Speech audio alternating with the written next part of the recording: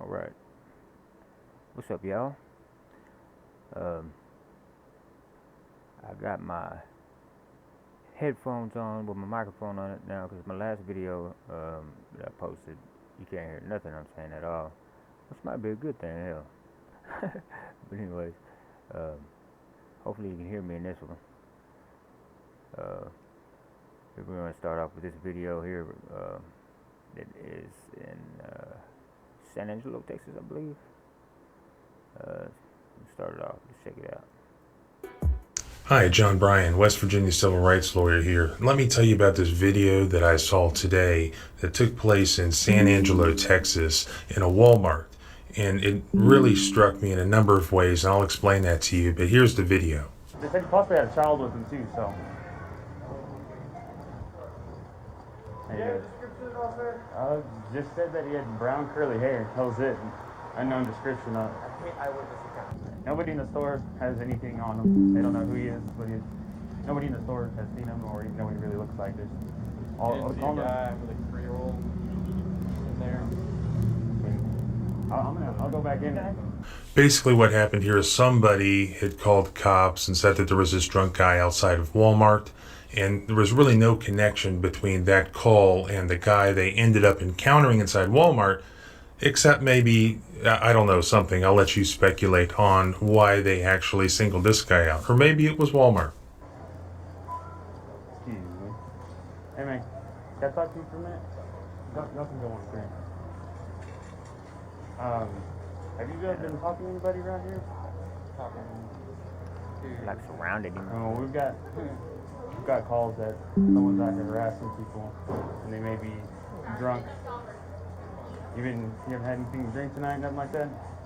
Nothing? You need to blow in your face? No, I'm good. Yeah, I didn't think so. Well, they said that someone. What kind of vehicle do you drive? Equinox? Equinox. So you haven't had anything to drink today, anything like that? You just getting off work or something? No. My phone came in reverse. Okay. Huh? What's the name? Jack. Huh? Jack? Jack? Jack what? Yeah, it is. Note that the first question here is whether the Fourth Amendment is triggered. So at first, this is a consensual encounter. Consensual encounters do not trigger the Fourth Amendment. And that's why many people ask, am I free to leave? Just like anybody, a police officer can walk up to somebody and they can ask them questions, ask them their name, ask them what kind of car they drive, and the Fourth Amendment is not necessarily triggered. At some point, the Fourth Amendment can be triggered. And that's when you go from a consensual encounter to you have what would be here an investigative detention. So as a general matter, police officers are free to approach and question individuals, but at some point there will be a seizure within the meaning of the Fourth Amendment. Quoting Terry versus Ohio. And that occurs when, after considering the totality of the circumstances, remember, it's always a factual analysis, whether a reasonable person would believe that they're free to leave or whether they're not free to leave. At that point, if a reasonable person would not feel that they're free to terminate the encounter, then the Fourth Amendment is triggered. You have an investigatory detention. And of course, if they tell them they're not free to leave, you have an investigatory detention. It's not as great as a use of force situation yet, but it does trigger the Fourth Amendment. And what does that mean? It means that reasonable suspicion is required. And so I'll play the video a little more and we'll see if we get to that point and if there's any reasonable suspicion. Yeah, it does. It does matter.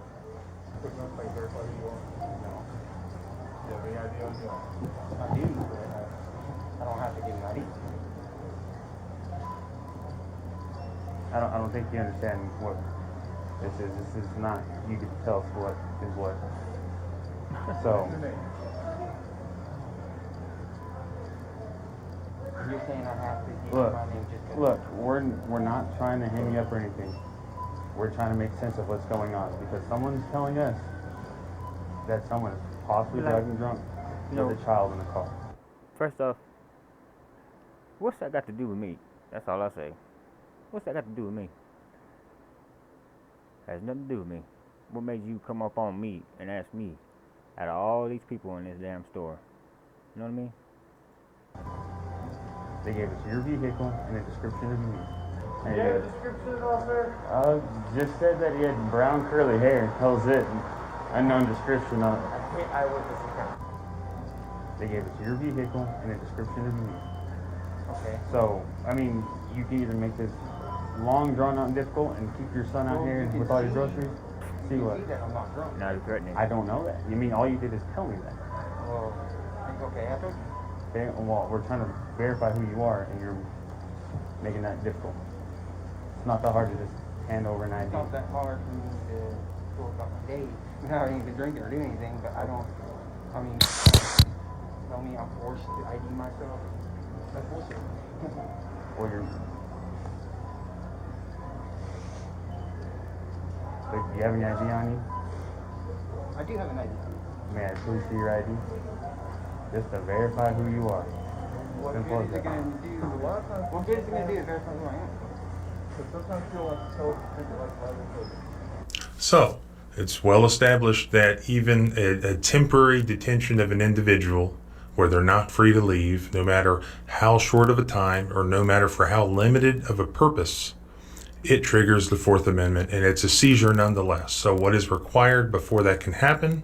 There must be reasonable suspicion. And what is reasonable suspicion? The actual case law says that it's a common sense, non-technical standard that relies on what the objective, experienced police officer would be able to articulate under the circumstances. So it's not this bumbling younger guy that clearly doesn't know what he's doing. It's supposed to be, maybe a supervisor type or somebody who's been doing it a long time.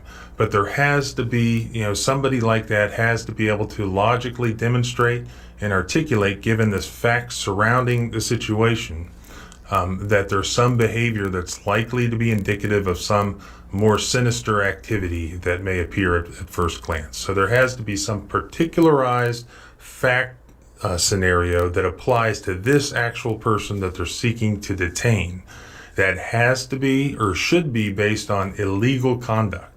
There are some cases that hold that there can be an amalgamation of innocuously innocent facts that combined together can make this evil mastermind potentially. But usually there has to be some suspicion of illegal conduct that's particular to this person. Okay? So really, I want to verify who you are, we'll go about your day, we'll go about our day, and we'll be done. That easy, that simple. My part is explain everything to you, so, okay. And y'all want to ID me.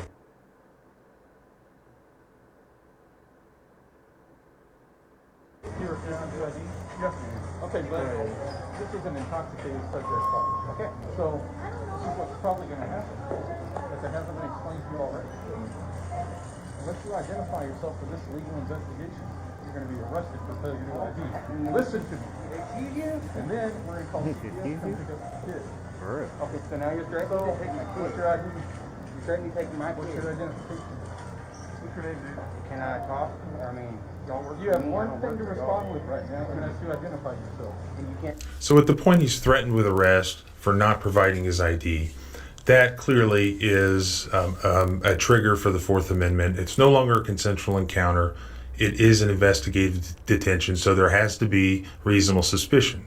But there still has to be probable cause for there to be any arrest or even for there to be possibly a search of him. Now, the Supreme Court has a lot of cases on third-party tips to police, and clearly here they didn't really know anything. It was just sort of an anonymous tip, a 911 call. Specifically, the cases say that you have to look at the totality of the circumstances in the case, and here the totality of the circumstances do not favor the police. The Florida versus JL case in 2000, the U.S. Supreme Court held that a police officer may not stop and frisk someone based solely on an anonymous tip that described the person's location and appearance but contained no details about any illegal conduct in which the person was participating or had participated. So there has to be a indicia of reliability. It doesn't have to be personally observed by law enforcement, but there has to be really some indicia of reliability or some corroboration based on what they see. And this just is a train wreck here, and it gets worse. Failure to identify is whenever you have a lawful arrest. We just arrested you. Go ahead. My kid is right there. Wow. Turn around. Put your hands behind your back. That's fucking man. Look what you're doing, man. Baby, it's okay. Ow! Look at you. Jeez. What are you doing? You've been placed under arrest for failed to ID. You got one resisting. He's We got him in custody. slamming his face against. Damn. Dumbass. What the hell are y'all doing? Calm down. Calm down. What ain't got to? Oh. Look at this. Somebody record this shit. We're recording it right now. So at this point, they've jumped ahead a couple steps, Son's right there. and now they've used force on the guy. They've taken him into custody. So what do they need now? Really, now they need probable cause. Now, probable cause is required to make a warrantless arrest of a guy in Walmart. It just is. Now, what is probable cause? It's when the facts and circumstances within the officer's knowledge are sufficient to warrant a prudent person. I just gotta say one thing. I've been through that situation right there, and man, at that point in time, it's like, what do you do? What do you do, man? Because obviously, what you said to these officers doesn't mean shit, right? So at that point, what do? You know what I'm saying? You got everybody around you in that store right there thinking that you have done something horribly wrong in order for these police to act this way. But it's not the case, you know? And you want people to help you, but nobody's going to help you because everybody thinks that the police officer is doing the right thing. You know what I mean?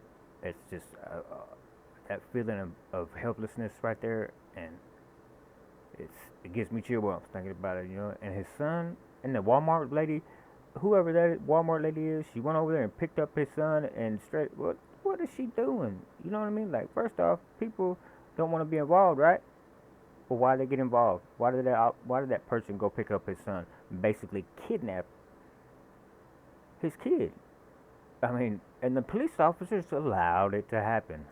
Or one of reasonable caution and believing in the circumstances shown that the suspect is committed or is committing or is about to commit a criminal offense. That's Michigan versus Filippo Scotus, 1979.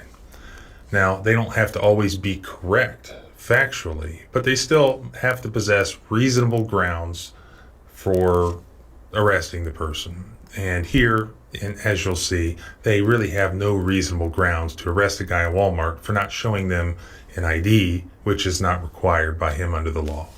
Yeah, I lost my camera. Recordings never help out. That's down right there. Y'all Y'all got him? recordings- Got it.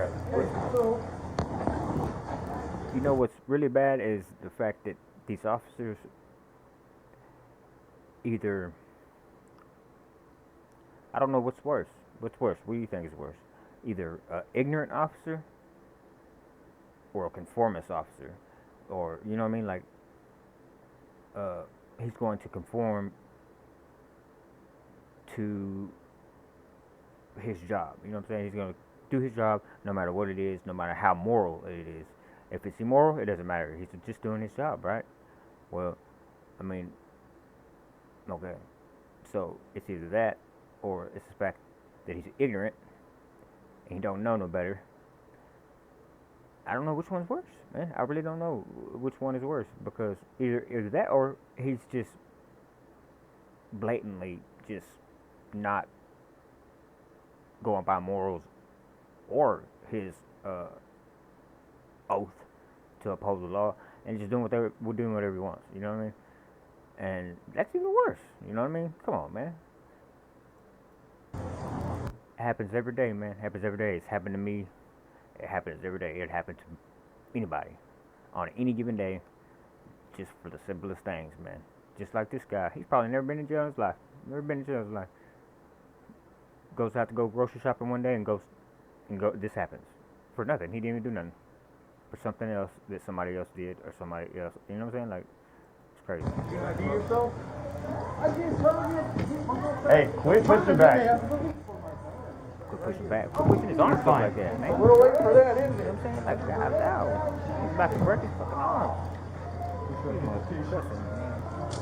Now you didn't see my walk. For what? We already told you. Tell you right in class. Not very bright, are you? 30 and go 2. You look up 30 and 2. He is just fishing for his ID, though. That's all he wanted? Really? Hungry. ID hungry people. So not only do we have just a regular search and seizure Fourth Amendment violation here, at this point now we also have, in my opinion, an excessive force violation, but that's also Fourth Amendment. Now you can see that they did use force against the guy. The video speaks for itself. Now, did they give him a black eye? Did they break his nose? No. But it's all about the facts of the case and being reasonable. If they're unreasonable, they use unnecessary force, then we can prove an excessive force case here. So you have several violations that have occurred. Now remember the importance of video footage. Scott versus Harris, 2007 U.S. Supreme Court case. It says that when opposing parties tell two different stories, one of which is blatantly contradicted by video evidence contained in the record, a court should not adopt the version of the facts of the cops that are on the stand lying about. The court should adopt the version of the facts that are shown in the video, because video is the strongest evidence, way stronger than unreliable direct witness testimony. You acting a fool. What are y'all doing? I got ID. Okay. You got warrants, bud? Is that the issue?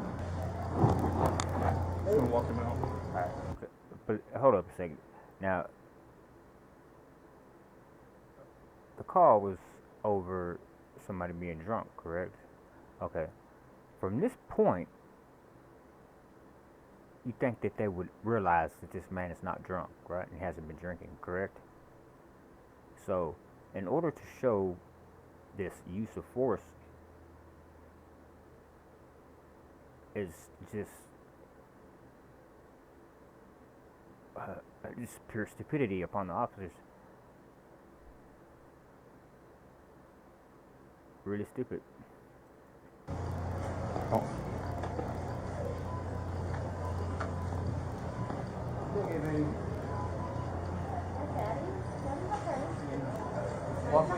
What did it say? I'm gonna walk him out. Oh. I asked if the cashier would walk outside with my son, but the cop said no. What? Wow. That's crazy. Walk with me, please. Not right now.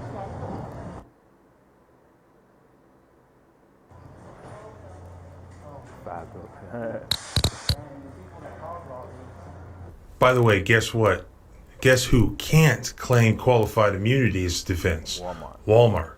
That's right. Screw Walmart for what they did here. And I just happened to have had a conversation today about getting my own Walmart video from something that happened here in West Virginia. But that'll be for a different video soon. Let's continue. They take him outside, put him in the police car, and then something really interesting happens.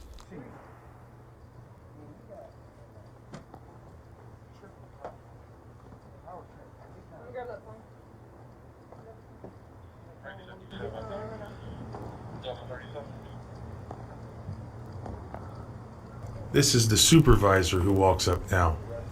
Listen carefully.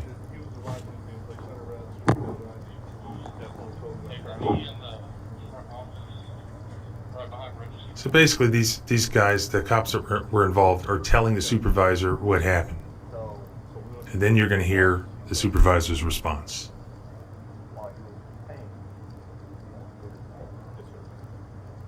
So, are there any use of force that needs to be reported to the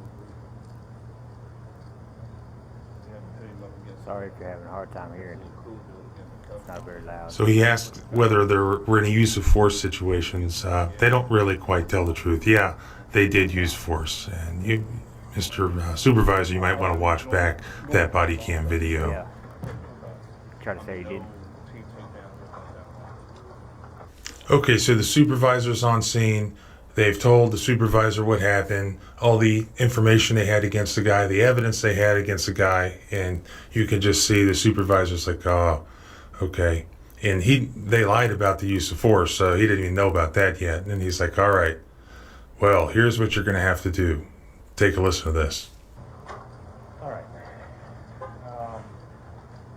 Can I go to? Explain to him that mistake in understanding of the law. Okay. And that he's free to go. However, it is best when asked by a police officer who he Who is, is this face? his name. And no, it's not required. It's always best to just give your name if you've been told you've been lawfully detained. Okay. Do an information report. Possibly Christmas information report. Explaining. So in other words, I don't know if you can hear him. In other words, he's telling him, here's what you're going to do. You're going to let him out, and you're going to explain to him that there was a confusion, pretty much an ignorance, in the law, and y'all going to let him go. Period. That's what he's pretty much saying. That's all he's saying to, because this guy knows what's up. You know what I mean? And he's on his. So, I commend this officer. Yeah, but as far as that goes, all right. Cool. So here's what you got to do. Go release him and explain to him that it was a misunderstanding of the law. But it's really a good idea to give your ID to a police officer when they ask you. That reminds me of another video that I have. It was phrased in a much different way. By God, when a police officer tells you give your ID, you got to, you do it. You do it.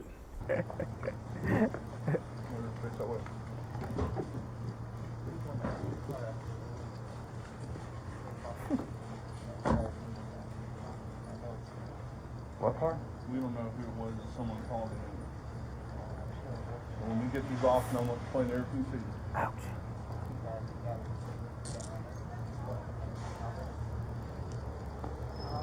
You can go that way, that's fine. Oh my God. Lady, chill out. Let's see your wrist, please. Look at his wrist. Oh, come on. Now you worried about his wrist? I'm not going to hurt you. I'm not going to slam you. Okay? Just let me look at your wrist. He said again. Okay? That's all I'm doing. Put your hand. These yours or mine? Never mind. Yours? All right. Mr. Miller, after talking to the sergeant, you got your stuff out of the way. You have misunderstanding and interpretation of the law. Hey, I tried to. It's the motherfucking Eagle Double G. Snoop Dogg. That's good shit right there, bro. I need to get back to my son. Okay, your son's fixing to come out of my office. Okay, well, What's going to happen is that He's like, so free to go? is there anything I have to do from here on? no, I was going to let you know there's going to be a report document. He's not talking, he just walks You're out. free to go. Did you get your camera?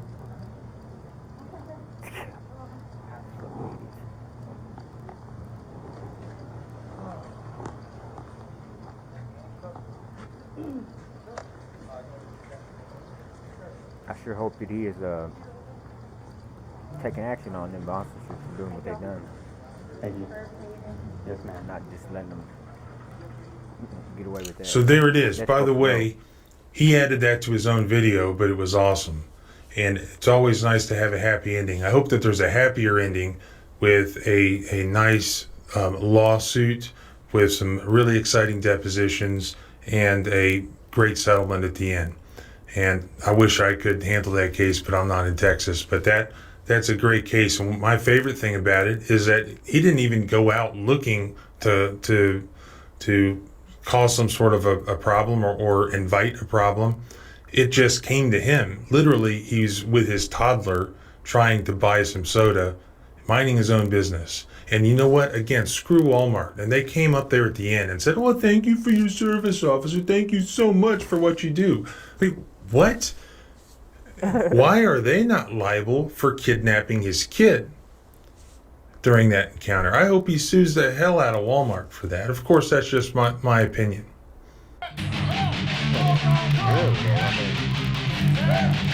Police allowed it. Even more. Civil rights lawyers. You gotta put out some good stuff, man. I highly recommend that you go watch his videos. Anyways, that's a good example of the way a supervisor is supposed to handle a situation like that, and unfortunately, it doesn't always happen that way. But there's another one gone, man. Here we go again with this crookedness. Let's try to stop it, man. We try to get this information out there, let it be known. There's a lot of people that don't know because they just never have experienced it, never seen it. But that's the point of my channel, is to spread the awareness and expose the people that need to be exposed. If you like what you've seen here, subscribe, share, like, so you can get more content. I have plenty more to come. Appreciate you watching.